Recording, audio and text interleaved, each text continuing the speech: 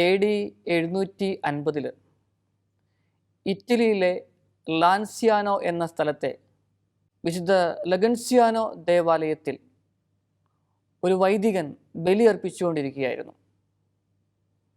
ബലിയർപ്പണ സമയത്ത് അദ്ദേഹത്തിന് എന്നും ഉണ്ടാകാറുള്ള ഒരു ചിന്ത എന്ന് പറയുന്നത് റിയൽ പ്രസൻസ് ഓഫ് ജീസസ് അതിനെക്കുറിച്ചാണ്. താൻ അർപ്പിക്കുന്ന അപ്പത്തിലും അതോടൊപ്പം തന്നെ വീഞ്ഞിലുമൊക്കെ ഈശോയുടെ യഥാർത്ഥമായ സാന്നിധ്യം ഉണ്ടോ, അത് അനുഭവിച്ചറിയുവാനായിട്ട് സാധ്യമാണോ എന്ന ചിന്ത അദ്ദേഹത്തെ അലട്ടിക്കൊണ്ടിരുന്നു. ഇങ്ങനെ ഒരു ദിവസം ഇദ്ദേഹം ഈ ദേവാലയത്തിൽ ബലിയർപ്പിച്ചുകൊണ്ടിരിക്കുമ്പോൾ നടന്ന ഒരു വലിയൊരു അത്ഭുതമുണ്ട്. അദ്ദേഹം വിശുദ്ധ കുർബാനയിൽ ഉപയോഗിച്ച ആ അപ്പം മാംസകഷ്ണമായി മാറുകയാണ് ചെയ്യുന്നത്.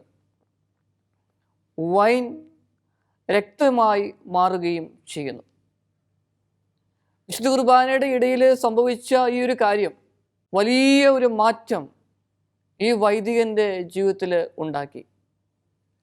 അതുമാത്രമല്ല, ഈ വിശുദ്ധ കുർബാന അർപ്പണത്തിൽ പങ്കെടുത്ത ഓരോ വ്യക്തിയിലും ഓരോ കുടുംബത്തിലും വലിയ മാറ്റം, കാരണം വലിയ ആഴമേറിയ ഒരു വിശ്വാസത്തിലേക്കാണ് ഈ അത്ഭുതം നയിച്ചത്. പ്രിയപ്പെട്ടവരെ, 1971 ഈ അത്ഭുതത്തെക്കുറിച്ച് ശാസ്ത്രീയമായി പഠിക്കുവാനായിട്ട് ഡോക്ടർ എഡ്വേർഡ് ലിലോണിനി എന്ന് പറയുന്ന ഒരു ശാസ്ത്രജ്ഞനെ ഏൽപ്പിക്കുകയാണ് ചെയ്തത്. ഏകദേശം 1300 വർഷം ഈ മാംസകഷ്ണവും രക്തവുമായ പവിത്രമായ തിരുവസ്തുക്കൾ സൂക്ഷിച്ചു വെച്ചു. അതിൽ ചെറിയൊരു ഭാഗം പഠിക്കുവാനായിട്ട് ഇറ്റലിയിലെ ഈ ശാസ്ത്രജ്ഞനെ ഏൽപ്പിക്കുകയാണ് ചെയ്തത്. വലിയ മുഖവരിയൊന്നും ഇദ്ദേഹത്തോട് പറഞ്ഞില്ല, എന്താണ് സംഭവിച്ചതെന്നും ഇദ്ദേഹത്തോട് പറഞ്ഞില്ല. കാരണം ഇതിൻ്റെ വിശ്വാസ്യത തെളിയിക്കുക എന്നുള്ളതായിരുന്നു സഭയുടെയും ശാസ്ത്ര ലോകത്തിൻ്റെയും ദൗത്യം. അദ്ദേഹം അതിനെക്കുറിച്ച് ആഴങ്ങളിൽ പഠിച്ചതിന് ശേഷം പറഞ്ഞ 3 കാര്യങ്ങളുണ്ട്. ഒന്നാമത്തെ കാര്യം ഇതാണ്: മാംസം മനുഷ്യഹൃദയ പേശിയുടേതാണ് എന്ന്. അതായത് ഹൃദയത്തോടടുത്തുള്ള പേശികൾ സ്പന്ദിച്ചുകൊണ്ടിരിക്കുന്ന ജീവന്റെ തുടിപ്പുള്ള ഒരു പേശി, അതിനെക്കുറിച്ചാണ് ഈ മാംസകഷ്ണത്തെക്കുറിച്ച് അദ്ദേഹം പറഞ്ഞു വെച്ചത്. രണ്ടാമത്തെ കാര്യം, രക്തം AB രക്തഗ്രൂപ്പാണ് എന്നാണ്. മൂന്നാമത്തെ കാര്യം, മാംസത്തിനോ രക്തത്തിനോ ഒരു പ്രിസർവേറ്റീവ്സും ഉപയോഗിച്ചിട്ടില്ല ഇതുവരെ കേടുകൂടാതെ സൂക്ഷിക്കുവാനായിട്ട്. ഇതാണ് ഇദ്ദേഹം പറഞ്ഞു വെച്ചത്. കൂടാതെ അദ്ദേഹം ആ റിപ്പോർട്ടിൽ പറയുകയുണ്ടായി, ഏകദേശം 1300-325-50 വർഷം പഴക്കമുണ്ട് എനിക്ക് ലഭിച്ച ഈ വസ്തുക്കളൊക്കെ പരിശോധിച്ചപ്പോൾ. അത്രയും അദ്ദേഹം തൻ്റെ കുറിപ്പിൽ പറഞ്ഞു വെച്ചു. സ്നേഹമുള്ളവരെ, ഈ അത്ഭുതത്തെക്കുറിച്ച് നമുക്ക് അറിയാം. പക്ഷേ ഇന്ന് ഞാനിത് പറയുവാൻ ആഗ്രഹിക്കുന്നത് അറിയാവുന്ന ചില കാര്യങ്ങളൊക്കെ ഒന്നും കൂടി ഒന്ന് ഓർത്തെടുത്ത് നമ്മുടെ വിശ്വാസ ജീവിതത്തെ ഒന്ന് വർദ്ധിപ്പിക്കുവാൻ വേണ്ടിയിട്ടാണ്. കാരണം ഇന്നും ഇറ്റലിയിലെ ഈ ദേവാലയത്തിലേക്ക് ആയിരക്കണക്കിന് ആൾക്കാർ പോവുകയും അതോടൊപ്പം തന്നെ ആ വിശുദ്ധ കുർബാനയിലെ ആ അത്ഭുതം ദർശിക്കുവാനായിട്ട് ശ്രമിക്കുകയും ചെയ്യുന്നു. ഓരോ നാളുകൾ കഴിയുമ്പോഴും അങ്ങനെയുള്ള വ്യക്തികളുടെ എണ്ണം കൂടിക്കൊണ്ടിരിക്കുകയാണ്. പ്രിയപ്പെട്ടവരെ, നമ്മുടെയൊക്കെ ജീവിതങ്ങളിൽ വിശുദ്ധ കുർബാന അർപ്പിച്ച് പ്രാർത്ഥിക്കുന്നുണ്ട്. ഈശോയുടെ ശരീരവും രക്തവുമൊക്കെ ഞാനും നിങ്ങളുമൊക്കെ സ്വീകരിക്കുന്നുണ്ട്, വിശ്വാസമൊക്കെ ഉണ്ട്. എങ്കിൽ പോലും ഇതുപോലുള്ള അത്ഭുതങ്ങളെക്കുറിച്ച് ഒന്ന് റിക്കളക്ട് ചെയ്യുകയും അതോടൊപ്പം തന്നെ ധ്യാനിക്കുകയും പ്രാർത്ഥിക്കുകയും ഒക്കെ ചെയ്യുമ്പം അർപ്പിക്കുന്ന ബലിക്കും പങ്കെടുക്കുന്ന ബലിയിലുമൊക്കെ വലിയൊരു ശക്തി നമുക്ക് കാണുവാനായിട്ട് സാധിക്കും. പ്രിയപ്പെട്ടവരെ, നമുക്കറിയാം, ദുഃഖങ്ങളില്ലാത്ത നൊമ്പരങ്ങളില്ലാത്ത ജീവിതങ്ങളില്ല എന്ന്. ഈ ദുഃഖത്തിൻ്റെയും നൊമ്പരങ്ങളുടെയും ഒക്കെ സമയങ്ങളിൽ ആശ്വാസം ആർക്കാണ് പ്രിയപ്പെട്ടവരെ നൽകുവാൻ സാധിക്കുക? നമ്മുടെയൊക്കെ ജീവിതങ്ങളിൽ വലിയ പ്രയാസങ്ങളിലൂടെ, പ്രതിസന്ധികളിലൂടെ കടന്നു പോകുമ്പം പ്രിയപ്പെട്ടവരോട് ദുഃഖങ്ങളൊക്കെ പങ്കുവെക്കുവാനായിട്ട് തയ്യാറാകും. എന്നാൽ അതിന് കുറച്ചു പേർക്ക് മാത്രമേ സാധിക്കുകയുള്ളൂ. അതിനേക്കാളൊക്കെ ഉപരിയായിട്ട് വലിയ ഹൃദയഭാരത്തോടെ, വ്യതയോടെ, ആരോടും പറയാൻ പറ്റാത്ത ദുഃഖങ്ങളും നൊമ്പരങ്ങളുമൊക്കെ വഹിച്ചുകൊണ്ട് വർഷങ്ങളോളം ജീവിക്കുന്ന വ്യക്തികളുണ്ട്, കുടുംബങ്ങളുണ്ട്. സ്നേഹമുള്ളവരെ, നമ്മളെ ആശ്വസിപ്പിക്കുന്ന ഒരു ദൈവമാണ് ദിവ്യകാരുണ്യത്തിനുള്ളിൽ ഉള്ളത്. ഞാൻ അർപ്പിക്കുന്ന ബലിയിൽ, നിങ്ങൾ പങ്കെടുക്കുന്ന ബലിയിൽ, നമ്മളൊക്കെ സ്വീകരിക്കുന്ന വിശുദ്ധ കുർബാന എന്ന് പറയുന്നത് അത് ഈശോയുടെ ശരീരവും രക്തവുമാണ്. അതിൽ എൻ്റെ ഈശോയുടെ സാന്നിധ്യമുണ്ട് പ്രിയപ്പെട്ടവരെ.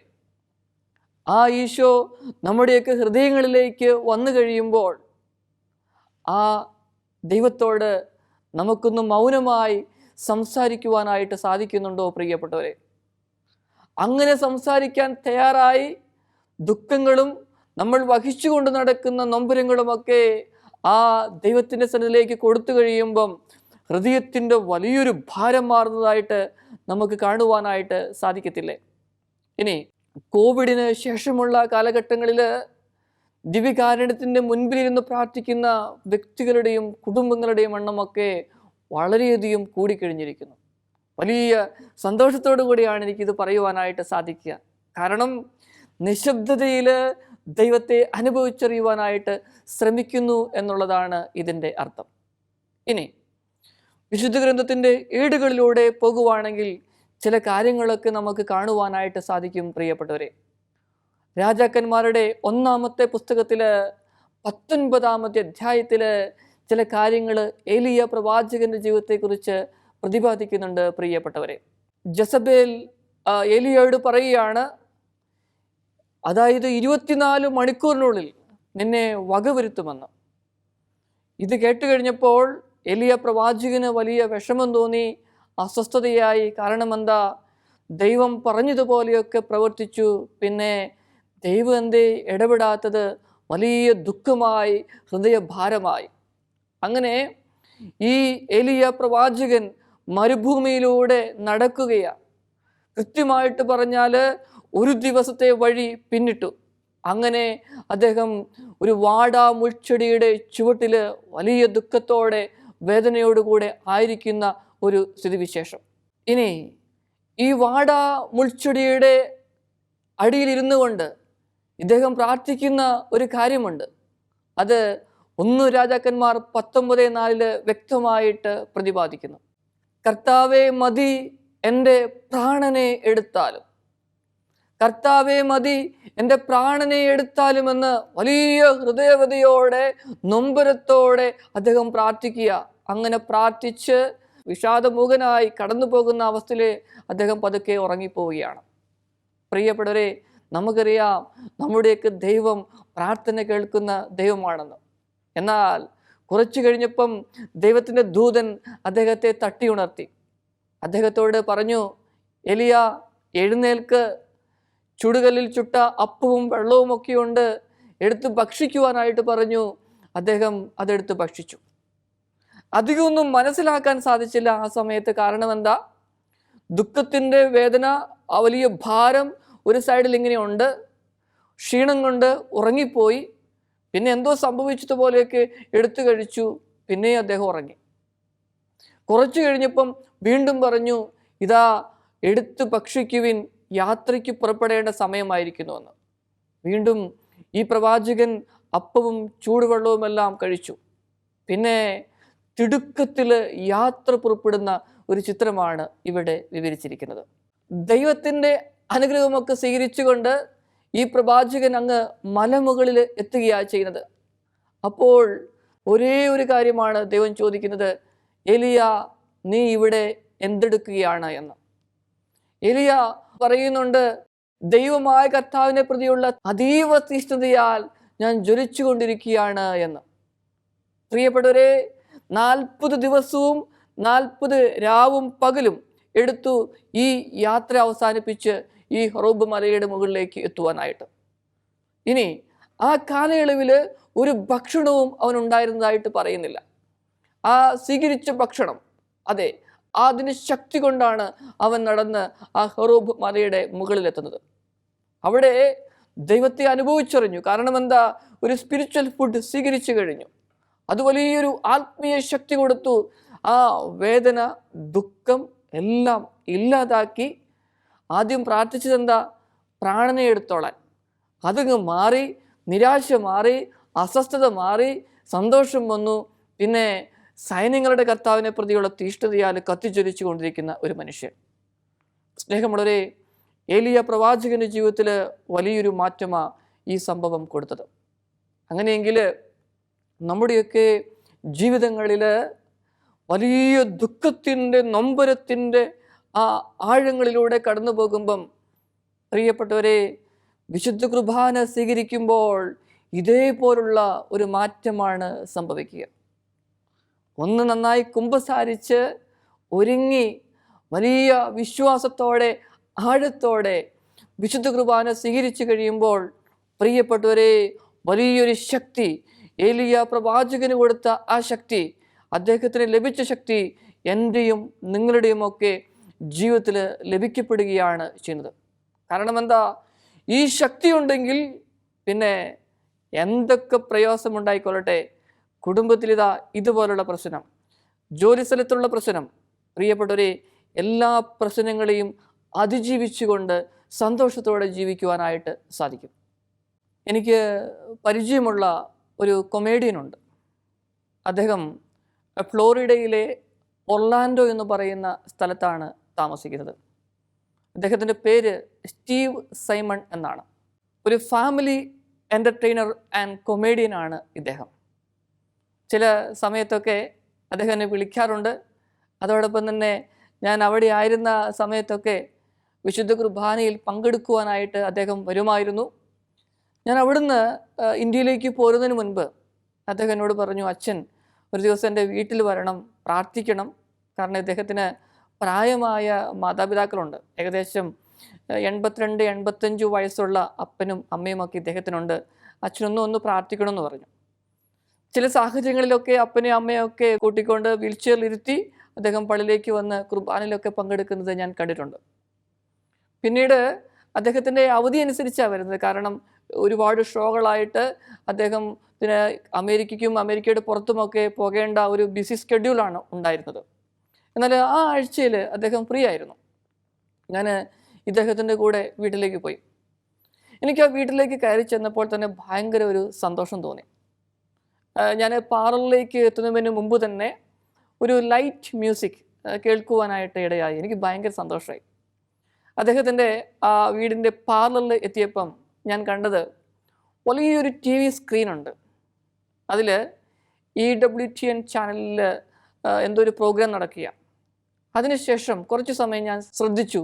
അതായത് ആരാധനയ്ക്ക് എടുത്തു വെച്ചിരിക്കുകയാണ് ടാബർനാക്കിളിൽ.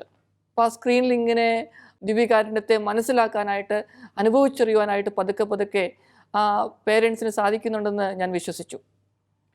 ഇനി ഈ ലൈറ്റ് മ്യൂസിക്കിൻ്റെ സമയമാണ്.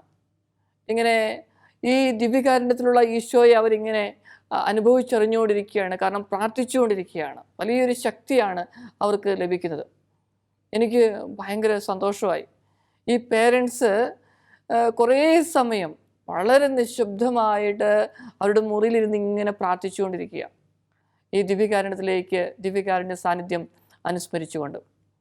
1/4 മണിക്കൂറുകൾക്ക് ശേഷം, ഞങ്ങളുടെ സംസാരത്തിനൊക്കെ ശേഷം, ഞങ്ങൾ അദ്ദേഹത്തിൻ്റെ പേരൻസിൻ്റെ അടുക്കലേക്ക് പോയി.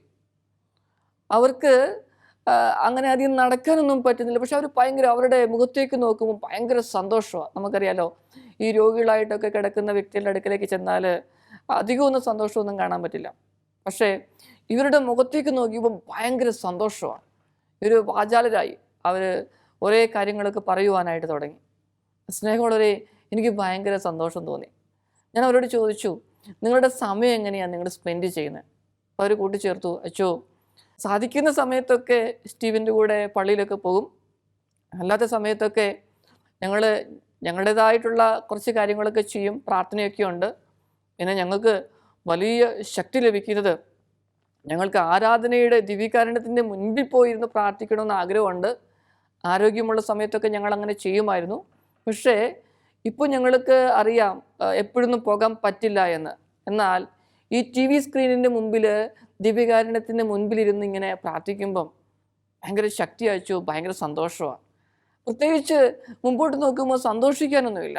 കാരണം എന്താ, രോഗത്തിൻ്റെ അവസ്ഥയാണ്, എപ്പോഴും മകൻ കൂടെയൊന്നുമില്ല. പക്ഷേ എങ്കിൽ പോലും ഭയങ്കര സന്തോഷം, ഒരു ആത്മീയ നിർവൃതിയാണ്. ഇനി കഴിഞ്ഞ കാല ജീവിതങ്ങളെക്കുറിച്ച് നോക്കുമ്പം ഒരു സംതൃപ്തി ഉണ്ടോ, എന്തൊക്കെയോ ആർക്ക് വേണ്ടിയിട്ട് ചെയ്യാൻ സാധിച്ചല്ലോ എന്ന്. പിന്നെ മരണത്തെക്കുറിച്ച് ഓർക്കുമ്പം ഭയമുണ്ട്. അദ്ദേഹത്തിൻ്റെ പിതാവ് കൂട്ടിച്ചേർത്തു, അച്ചോ ദിവ്യകാരുണ്യത്തിൻ്റെ മുമ്പിലിരുന്ന് പ്രാർത്ഥിക്കുമ്പം ഒരു ശക്തിയാണ് ലഭിക്കുന്നത്. ഇനി മരണപ്പെട്ട് ഞങ്ങൾ പോകുമ്പം അവിടെ ഒരു ഉത്ഥാനം ലഭിക്കുന്നു. അവിടെ ഈ ദൈവത്തിൻ്റെ അടുക്കലേക്കാണ് ഞങ്ങൾ പോകുന്നത്. ഇപ്പോൾ ഞങ്ങൾക്ക് ഇത്രയും ആശ്വാസം ലഭിക്കുന്നുവെങ്കിൽ അവിടെയെങ്കിൽ ഞങ്ങൾക്ക് എത്രമാത്രം ആശ്വാസം ലഭിക്കുവാൻ പറ്റുമെന്നുള്ളത് അദ്ദേഹം ചോദിച്ചു. പ്രിയപ്പെട്ടവരെ, ഇതാണ് വിശ്വാസം. ആ വലിയൊരു വിശ്വാസം, ദൈവത്തെ അനുഭവിച്ചറിഞ്ഞൊരു വിശ്വാസം, അതെ, ഈ ഒരു വിശ്വാസത്തിൻ്റെ തലങ്ങളിലേക്കാണ് നമ്മൾ വളരേണ്ടത്. ഒരുപക്ഷെ എന്നെ കേൾക്കുന്ന നിങ്ങളിൽ പലരും ആഴമേറിയ ഒരു വിശ്വാസത്തിലൂടെ പോകുന്നവരായിരിക്കാം. എങ്കിലും പ്രിയപ്പെട്ടവരെ, ജീവിത ദുഃഖത്താൽ വലയുന്ന നിമിഷങ്ങളിലൊക്കെ നമുക്ക് ശക്തി ലഭിക്കുന്നുണ്ടോ എന്നതിനെക്കുറിച്ച് നമുക്കൊന്ന് ചിന്തിക്കാം, പ്രാർത്ഥിക്കാം. പ്രിയപ്പെട്ടവരെ, എല്ലാം ചെയ്യാൻ മനുഷ്യന് സാധ്യമല്ല. എല്ലാം ചെയ്യിപ്പിക്കാൻ മനുഷ്യൻ്റെ കയ്യിലുള്ള പണത്തിനും സാധ്യമല്ല. ആ തിരിച്ചറിവാണ് നമ്മൾക്ക് ഉണ്ടാവേണ്ടത്.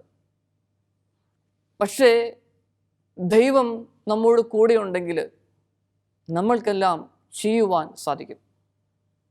വിശുദ്ധ മദർ തെരേസയുടെ ജീവിതത്തെക്കുറിച്ച് ആഴങ്ങളിൽ നിങ്ങൾക്കറിയാം, പറയേണ്ട ആവശ്യമില്ല. പക്ഷെ ഒരേ ഒരു കാര്യം, എങ്ങനെ ഈ സഹോദരിക്ക് ഇത്രമാത്രം കാര്യങ്ങൾ ഈ ലോകത്തിനു വേണ്ടി ചെയ്യുവാൻ സാധിച്ചു? ഒരേ ഒരു ഉത്തരം, മണിക്കൂറുകൾ നീളുന്ന പ്രാർത്ഥന ദിവ്യകാരുണ്യ സന്നിധിയിലിരുന്നു കൊണ്ട്. അത്രമാത്രമേ പറയാനുള്ളൂ. ദിവ്യകാരുണ്യ സന്നിധിയിലിരുന്നു കൊണ്ട് മണിക്കൂറുകൾ നീളുന്ന പ്രാർത്ഥനയാണ് മദർ തെരേസയെ ഇത്രമാത്രം കാര്യങ്ങൾ ചെയ്യുവാൻ പ്രേരിപ്പിച്ചത്. ലോകത്തിൻ്റെ ഹൃദയങ്ങളിൽ മദറിനെ ഏറ്റുവാങ്ങിയതും ഈ പ്രാർത്ഥനയാണ്, ശക്തിയാണ്. മദർ തെരേസ പ്രാർത്ഥിച്ചപ്പോൾ ശത്രുക്കൾ മിത്രങ്ങളായി മാറി. പ്രിയപ്പെട്ടവരെ, എതിർത്തവരൊക്കെ ഒരുമിച്ച് നിൽക്കുന്ന, സഹായിക്കുന്ന വ്യക്തികളായിട്ട് മാറി. അതോടൊപ്പം തന്നെ നിസ്സഹായ അവസ്ഥയിലായിരുന്ന ആൾക്കാരെ പരിചരിച്ചപ്പോൾ അവരെ സഹായിക്കാനായിട്ട് ധാരാളം വ്യക്തികൾ മദറിൻ്റെ അടുക്കിലേക്ക് വന്ന ഒരു കാഴ്ചയും നമുക്കറിയാം. പിന്നെ മനസ്സിൻ്റെ ഭാരം മഞ്ഞുപോലെ ഉരുകിപ്പോകുന്നതായിട്ടും കാണുന്നു. കാരണം എന്താ, എതിർപ്പുകളൊക്കെ ഇങ്ങനെ അടിക്കടി വർദ്ധിച്ചു വന്നപ്പോൾ ഈ മദർ തെരേസ ദിവ്യകാരുണ്യത്തിൻ്റെ മുൻപിലിരുന്ന് പ്രാർത്ഥിക്കുമ്പം പതുക്കെ പതുക്കെ ശക്തി ലഭിച്ചു. എതിർത്തവരൊക്കെ എല്ലാം മാറിക്കൊണ്ട് മദർ തെരേസയുടെ സഹായികളായിട്ട് മാറി. രാഷ്ട്രം പോലും ഔദ്യോഗിക ബഹുമതികൾ കൊടുത്തുകൊണ്ടാണ് മദറിനെ സംസ്കരിച്ചത്. പ്രിയപ്പെട്ടവരെ, ആ മദറിൻ്റെ ജീവിതത്തിൻ്റെ പിന്നിലുള്ള ശക്തി എന്താണ്? വിശുദ്ധ കുർബാന, ദിവ്യകാരുണ്യത്തിൻ്റെ മുൻപിലിരുന്നുകൊണ്ട പ്രാർത്ഥന, അതിൽ നിന്ന് ലഭിച്ച ശക്തിയാണ് ഈ മദറിൻ്റെ ജീവിതത്തിൻ്റെ പിന്നിലും ഉണ്ടായിരിക്കുന്നത്. അങ്ങനെയെങ്കിൽ സ്നേഹമുള്ളവരെ, നമ്മുടെയൊക്കെ ജീവിതങ്ങളിൽ സന്തോഷമുണ്ട്, എന്നാൽ ആകുലതകളിലെ പശ്ചിമേഷ്യൻ സംഘർഷങ്ങളിലൂടെ പോകുമ്പോൾ എത്രമാത്രം ആകുലതകളാണ് ഓരോ വ്യക്തികൾക്കും കുടുംബങ്ങൾക്കുമുള്ളത്. കാരണം എന്താ, കേരളത്തിലുള്ളവരുടെ പല കുടുംബങ്ങളിലെ അംഗങ്ങളും ഈ പറയുന്ന വിദേശ രാജ്യങ്ങളിൽ, ഗൾഫ് കൺട്രീസിലൊക്കെ ഉണ്ട്. അവരുടെയൊക്കെ വരുമാനം കുറയുന്നു. അതോടൊപ്പം തന്നെ വലിയ ഒരു അസ്വസ്ഥമായ ഒരു അവസ്ഥയിലൂടെയാണ് ജീവിതം മുമ്പോട്ട് പോകുന്നത്. ഒരു സൈറൺ മുഴങ്ങുമ്പോൾ എല്ലാവരും ഓടി ഒളിക്കണം, പിന്നെ പുറത്തിറങ്ങും, പിന്നെയും സൈറൺ മുഴങ്ങും. അങ്ങനെ അരക്ഷിതമായ അവസ്ഥയിലൂടെ കടന്നു പോകുന്ന ലോക സാഹചര്യം. നമ്മൾ ചിന്തിക്കുന്നതിനേക്കാൾ അപ്പുറത്തേക്ക് വിലക്കയറ്റം എത്തിക്കൊണ്ടിരിക്കുന്നു. പിന്നെ ലോകരാഷ്ട്രങ്ങളൊക്കെ സമാധാനത്തിലേക്ക് വരാനായിട്ട് ശ്രമിക്കുന്നു. പക്ഷേ ഒരു വലിയൊരു അൺസർട്ടനിറ്റിയിലൂടെയാണ് കടന്നു പോകുന്നത്. പ്രിയപ്പെട്ടവരെ, ശാന്തമായ ഒരു അന്തരീക്ഷമുണ്ടായിരുന്നു. ആ ശാന്തമായ ഒരു അന്തരീക്ഷം ഏതാനും മാസങ്ങൾക്കുള്ളിൽ തരിപ്പണമാകുന്ന അവസ്ഥ. ഈ അവസ്ഥയിൽ ഏറ്റവും സ്നേഹത്തോടെ ഞാൻ നിങ്ങളോട് പറയുകയാണ്, കണ്ണുനീരോടെ നമ്മൾ പ്രാർത്ഥിച്ചാൽ ദൈവം ആ പ്രാർത്ഥന കേൾക്കും. സമാധാനമാണ് വേണ്ടത് പ്രിയപ്പെട്ടവരെ. അതിനു വേണ്ടിയിട്ട് നമുക്ക് പ്രാർത്ഥിക്കണം. എന്നെ കേൾക്കുന്ന നിങ്ങളിൽ പലരും വിശുദ്ധ കുർബാനയുടെ മുൻപിലിരുന്ന് പ്രാർത്ഥിക്കുന്ന വ്യക്തികളാണ്. നിങ്ങൾ ആ ദൈവത്തിൻ്റെ മുൻപിലായിരിക്കുമ്പം കണ്ണുനീരോടുകൂടെ പ്രാർത്ഥിക്കണം പ്രിയപ്പെട്ടവരെ. ആഴമേറിയ വിശ്വാസത്തിലേക്ക് നിങ്ങൾ വരണം. എനിക്ക് വലിയൊരു സന്തോഷമുള്ള ഒരു കാര്യമുണ്ട്. പെസഹ തിരുനാളിൻ്റെ ആ സമയത്ത് വിശുദ്ധ കുർബാനയെക്കുറിച്ച് ഞാനൊരു ടോക്ക് പറഞ്ഞിരുന്നു. അത് ആയിരക്കണക്കിന് ആൾക്കാരിലേക്ക് എത്തിക്കുവാനായിട്ട് നിങ്ങളൊക്കെ തയ്യാറായി. എനിക്ക് വലിയ സന്തോഷം തോന്നി. പിന്നെ പല ആൾക്കാരും പറഞ്ഞു, അച്ചോ അത് ഹൃദയസ്പർശിയായിരുന്നു, വിശ്വാസത്തിൻ്റെ ആഴങ്ങളിലേക്കൊന്ന് ഇറങ്ങുവാനായിട്ട് സാധിച്ചു. പ്രിയപ്പെട്ടവരെ, ഈ ടോക്കും നിങ്ങളുടെ ഹൃദയത്തെ സ്പർശിക്കുകയാണെങ്കിൽ നിങ്ങളുടെ പ്രിയപ്പെട്ടവരിലേക്ക് അത് ഷെയർ ചെയ്യുവാനായിട്ട് തയ്യാറാകണമേ. കാരണം ഈ ലോകത്തിൽ മറ്റൊന്നിനും നമ്മെ ആശ്വസിപ്പിക്കാനായിട്ട് പറ്റില്ല. ദുഃഖങ്ങളും നൊമ്പരങ്ങളുമൊക്കെ വിശുദ്ധ കുർബാനയുടെ മുൻപിൽ ഒരു കൊച്ചിനെ പോലെ, ഒരു കുഞ്ഞു കുട്ടിയെപ്പോലെ പങ്കുവെക്കുമ്പം ആ ഹൃദയഭാരം ദൈവം ഏറ്റെടുക്കും. നമ്മൾ കണ്ണുനീരോടെ പ്രാർത്ഥിച്ചാൽ എല്ലാം ശുഭമായിട്ട് തന്നെ പര്യവസാനിക്കും. പ്രിയപ്പെട്ടവരെ, നമുക്ക് പ്രാർത്ഥിക്കാം. ഈശോയെ, ഞങ്ങളുടെ വിശ്വാസത്തെ വർദ്ധിപ്പിക്കണമേ. ലോകത്തിൽ നടക്കുന്ന എല്ലാ സംഘർഷങ്ങളും എല്ലാം അങ്ങയുടെ കരങ്ങളിൽ സമർപ്പിക്കുന്നു. ദൈവമേ, വലിയൊരു ശക്തി, വലിയൊരു അഭിഷേകം അങ്ങ് ചൊരിയണമേ. ആമേൻ.